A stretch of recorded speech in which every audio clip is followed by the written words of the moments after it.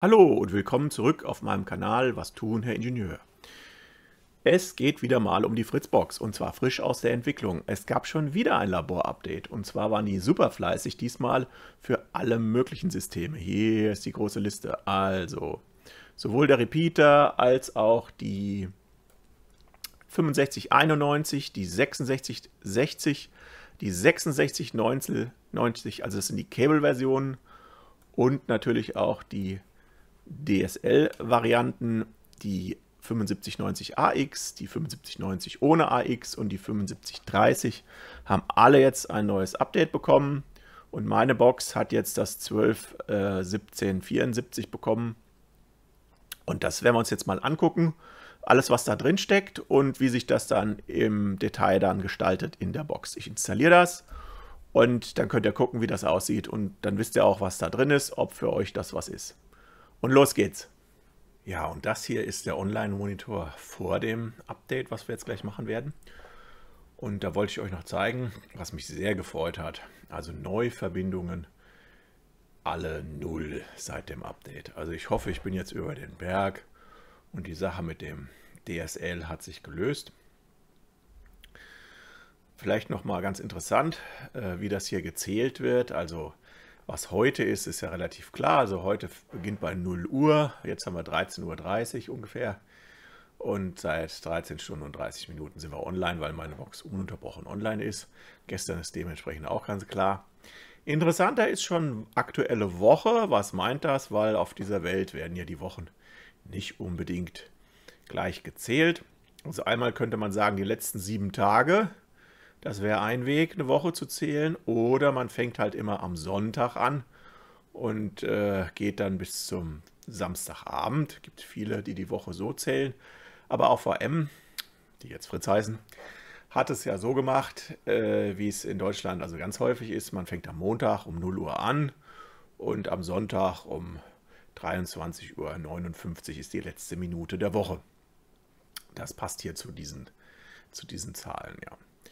Gut, beim Monat und so wird es natürlich ähnlich sein. Wobei mein Monat ist nicht korrekt gezählt worden, weil da waren ja Updates dazwischen und viele Resets. Also der Vormonat mit den 700 Stunden ist wahrscheinlich ein bisschen zu kurz. Ja gut, und dann kann es ja eigentlich schon losgehen. Hier sind wir in der Übersicht von der Fritzbox, jetzt mit Laborversion.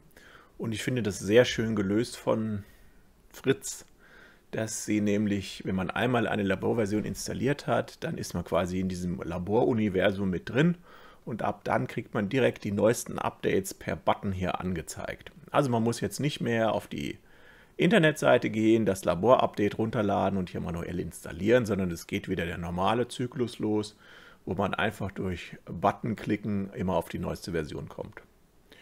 Ja, und da es jetzt schon wieder eine neue Version für meine Box gibt, werden wir das jetzt mal machen. Das geht relativ easy, da klicken wir da einfach da drauf. So, dann gelangen wir ganz automatisch auf die Update-Seite und hier ist ganz viel los. Normalerweise gibt es hier die Übersicht über die Standard-Updates, wobei, wenn man die Laborversion hat, gibt es dann noch einen extra Button, der ist jetzt hier leider ein bisschen ausgegraut.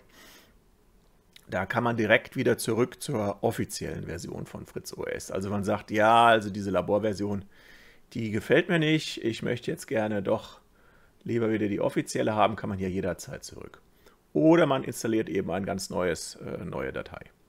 So, jetzt heißt die nicht mehr Beta, jetzt heißt die Labor. Ich habe keine Ahnung, wie das genau von Fritz verwaltet wird, ob das jetzt eine sehr stabile Version ist und die dann Labor nennen und solange die noch nicht stabil ist, nennen die Beta. Wie auch immer, jetzt wird das Update gemacht. Einstellungen sichern kann ich nochmal tun. Aber ich habe die eigentlich schon gesichert. Aber ich werde es machen. So, ich habe die Einstellung jetzt nochmal gesichert. Doppelt hält besser und jetzt kommt man automatisch gleich wieder zu dem nächsten Fenster. Also wie gesagt, ich finde es richtig schön gelöst, wie das gemacht ist. Also das ist ja für jedermann ganz easy zu machen. Also Update starten und jetzt läuft so ein übliches Update-Prozedere durch. Ich drehe das Video wieder schneller. Da müsst ihr nicht so lange drauf warten. Das wollen wir natürlich alles uns mal angucken, was da so neu ist. Also als erstes steht hier neu, Online-Monitor zeigt die Netzwerkgeräte mit der höchsten Auslastung der Internetverbindung. Top-Verbraucher. Aha. Also die gibt es jetzt hier, die Top-Verbraucher. Das ist ja schon mal super. Okay, haben wir gesehen. Da werden also die aufgelistet, die hier besonders viele Daten brauchen. Dann gucken wir doch mal, ob das Problem behoben ist. Nein, das ist noch nicht behoben. Das geht jetzt immer noch nicht. Wenn ich jetzt hier noch höher gehe, geht das da weg, aber ich sehe nicht, was da unten angezeigt wird. Ja, wenn der Balken zufällig hoch ist, kriege ich ein paar Millimeter mehr, aber sonst nicht. Okay. Aber sie haben die Farben verbessert. Ah, sieht doch schöner aus. Diese Pastelltöne sind weg. Ja, also auch hier ist das mit der Anzeige noch nicht optimal. Gut, was ist noch neu? Online-Monitor ist für die Anzeige und Auslass-Internetverbindung neben dem Zeitraum von 1, 2 oder 2 Monate auch ein Intervall von 2 Wochen verfügbar. Was du nicht sagst. Okay, wo geht das? Ah, hier. Ja, das ist neu. 1 Stunde, 1 Tag, 2 Wochen. 2 Monate. Ja, was ich hier natürlich besonders cool finde, er hat die Daten, hat er wohl nicht gelöscht durch das Update. Das ist ja besonders klasse. Wunderbar. Also den Tag heute habe ich, den ganzen Tag habe ich, alle Daten sind noch da. Super. Das ist sehr schön, dass er die nicht einfach im flüchtigen Speicher hat und die dann weg sind. So, und hier kann ich machen, was ich will. Da sehe ich einfach die unteren Werte, sehe ich da nicht. So, das ist doch schon mal sehr schön. Was gibt es noch Neues? Zusätzliche Anzeigeoptionen im Online-Monitor der Einzelgeräte für die Auslastung durch nicht explizit aufgeführte Geräte mit und ohne Datenerfassung. Also hier kann man jetzt wohl Einzelgeräte sagen und sonstige weitere erfasste Geräte. Hier kann man die ja dazu schalten, ne? Also das sind jetzt hier meine 2 Kameras und mein Fernseher. Also wie ihr seht, ich habe in der letzten Stunde nicht ferngesehen. Und das ist die eine Kamera und das ist die andere Kamera. Wunderbar. Und jetzt kommen noch sonstige Geräte dazu. Na komm, ja. Das ist wohl hier neu. Gar nicht schlecht. Ja, langsam kann man damit wirklich was anfangen, wenn man da auswerten will, wer am meisten Datenvolumen verbraucht. Okay. Dann die Geräteauswahl für die Anzeige der Datenerfassung im Online-Monitor wurde vereinfacht. Tja, ob das wohl so ist, also dann wollen wir die Auswahl mal anpassen. So, das sind jetzt hier die Geräte, die ich schon ausgewählt habe. Dann gibt es jetzt schon wieder einen neuen Button und noch ein Unterfenster. So, und da sind jetzt hier alle möglichen anderen Geräte. Naja, gut. Ob das die Sache wirklich vereinfacht? Wenn man hier so eine riesen Liste hat und dann noch 2 Spalten, weiß ich nicht. Also bei den anderen war das mir lieber, wenn ich da auch die IP-Adresse dazu gesehen habe, weil das ist ja teilweise hier nur die MAC-Adresse, je nachdem, oder ich habe dem Gerät explizit schon einen Namen gegeben. Aber ansonsten ist es ja schon relativ wirr, da hätte ich dann gerne beides, weil oft erkenne ich die Geräte an der IP-Adresse. Gut, das ist jetzt die neue Auswahl. Dann Grafiken und Farben wurden überarbeitet. Ja, das hatte ich ja bei dem letzten Video auch bemängelt, dass mir das nicht so gefällt, dass das alles in so Pastelltönen war. Hier ist es ja schon wesentlich kräftiger hier, da kann man wirklich die Unterschiede sehen, ne? Sehr gut. So, was gibt es noch Neues? In den Zugangsprofilen der Kindersicherung. Ja, da gehen wir mal später dazu. Und dann... Was ist komplett überarbeitet? Der Netzwerkeinstellungen. Ja, da gehen wir mal zu den Netzwerkeinstellungen. Also die Netzwerkeinstellungen Heimnetz Netzwerk. Netzwerkeinstellungen. Ja, das ist wirklich gut, was da jetzt ist. Also einmal hat man hier auf einen Blick die Geschwindigkeit, die Datenrate und auch, ob sie den IEEE-Standard, was die Energieeffizienz angeht, unterstützen. Das funktioniert jetzt alles auf einer Seite. Das finde ich wirklich eine gute Verbesserung, weil das war wirklich durcheinander. Das eine war irgendwie bei Netzwerk, das andere war ganz woanders. Das konnte man nicht so einfach. Hier ist alles auf einen Blick. Das ist also wirklich schön. Wobei, kleiner Tipp, ich wäre da vorsichtig mit dem IEEE-Energiestandard. Ich habe schon einige Geräte gehabt, die damit furchtbare Probleme gekriegt haben, sodass dann gar nichts mehr ging. Da hat das eine Gerät das andere Gerät dazu veranlasst, schlafen zu gehen und keiner ist mehr aufgewacht. Aber muss man einfach ausprobieren. So, und jetzt geht das hier weiter. Das kennen wir alles schon. WLAN also WAN als LAN-Port nutzen. Das ist, wenn man kein Modem besitzt, sondern das interne benutzt, dann kann man den 5. Port hier auch noch benutzen. Ne? Dann hat man auf einmal 5 LAN-Ports. Gastzugang auf den Port 4 ausgeben, ganz wichtiges Feature. Das geht leider nicht bei allen Boxen. Finde ich aber unglaublich gut, weil man da auch dann extern weiterarbeiten kann mit Gastzugang. Also da kann man das entweder in ein eigenes VLAN legen oder einfach einen anderen Router da anschließen oder einen anderen Switch, meine ich, da anschließen und dann sein Netzwerk da aufbauen, nur über Gastzugänge für Geräte, die zwar per Kabel angebunden werden, aber trotzdem nicht ins richtige Netz sollen. So, und jetzt gibt es ja noch so einen Button. Hier wird ja immer wieder, das wird immer so ein bisschen aufgegliedert. Erweiterte Netzwerkeinstellungen. Also mir wäre es lieb, wenn das jetzt da unten aufklappen würde, aber es passiert Folgendes. Passt auf, Leute. Zack. Hier. Nix. Ja, hat eine Weile gebraucht, bis ich gesehen habe, was hier los ist. Wer sieht's von euch? Also hier ganz leicht kann man hier sehen, da ist irgendwie noch was. Und dann kann man hier nach oben scrollen und oh Wunder, hier kommen die Einstellungen. Und zwar eine ganze Menge. Also alles, was man früher auch bei Heimnetz hatte. Hier kam noch dazu Zeitsynchronisierung, das war früher ganz woanders. Da kann man dann hier den Zeitserver, den Rebind-Schutz, dann IPv4, das war früher genauso, nur eben unter so einem Extra-Reiter. Ja, IPv6, das ist das Übliche. Und statische Routen. Da muss man wieder, wenn man da draufklickt, sieht man erstmal nichts, da muss man immer nach oben scrollen.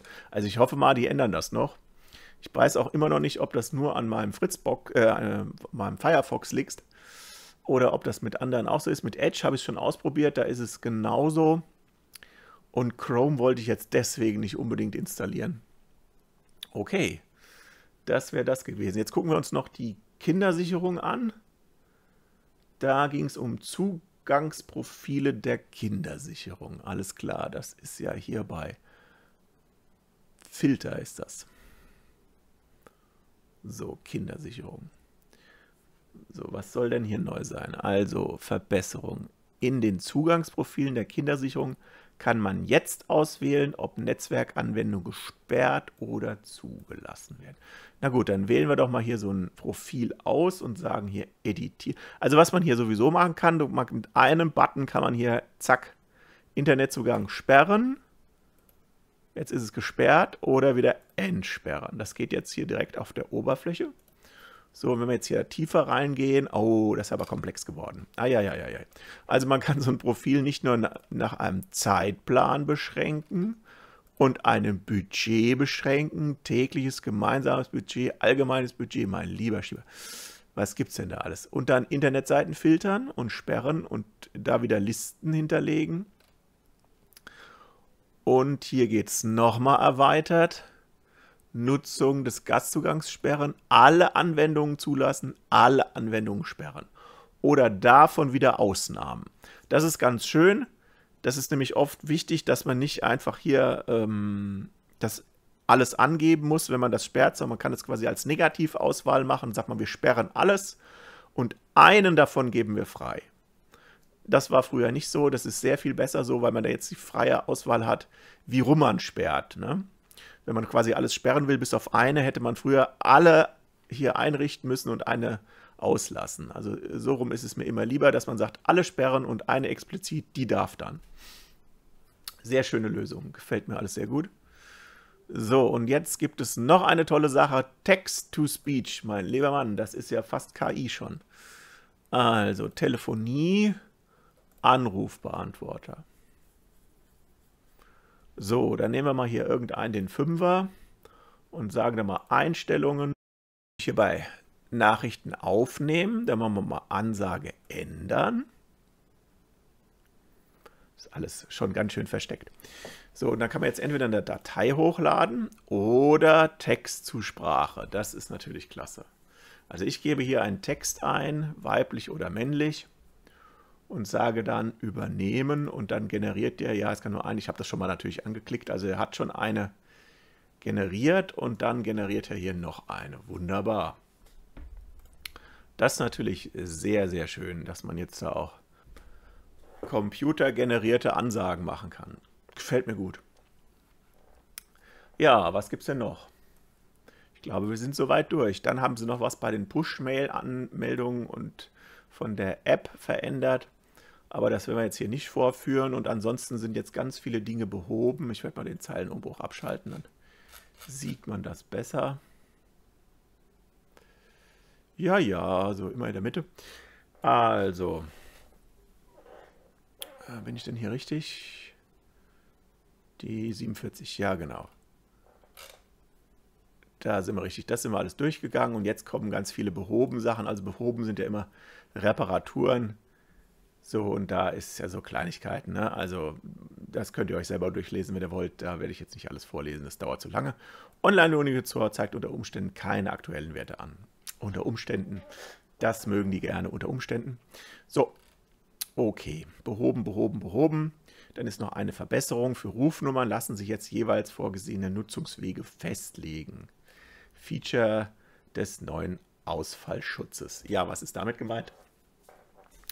Man kann ja jetzt die Box entweder über den DSL-Zugang ins Netz bringen oder man hängt dahinter irgendeine Art von SIM-Karte und geht dann übers Funknetz und Handynetz als Ausfallschutz. Und scheinbar kann man jetzt hier definieren, welche Rufnummer dann über dieses Funknetz funktionieren. Ich kann euch das nicht vorführen, ich habe das gar nicht, aber das klingt so, als wäre das jetzt explizit hier möglich, dass man sagt, man hat zwar Festnetztelefonie von außen, aber macht das über das Handynetz, weil das Internet zur Verfügung stellt. So, dann wird noch alles Mögliche hier behoben und immer schön Stabilität erhöht. Gut.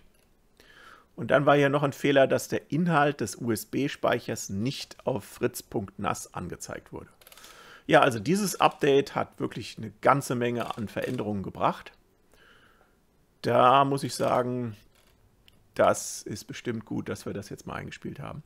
Es heißt ja jetzt auch Laborversion und nicht mehr Beta-Version. Keine Ahnung, ob das wirklich was bedeutet oder ob das wirklich ein Name ist. Aber gut. Ja, das war der kleine Überblick. Schreibt doch mal bitte in die Kommentare, ob euch sowas gefällt, ob ihr das wiedersehen wollt, wenn jetzt das nächste Update kommt. Oder ob ihr sagt, nee, das sind alles so Sachen, da ist mir die Zeit zu schade, das lese ich mir selber durch und fertig. Oder ist eine gute Sache, dass ich das euch erkläre, dann braucht ihr nicht danach gucken. Und wenn was dabei ist, dann habt ihr es direkt, könnt es einspielen. Würde mich sehr freuen, Feedback zu bekommen. Ansonsten viel Spaß im Netz, macht's gut, bis bald und tschüss.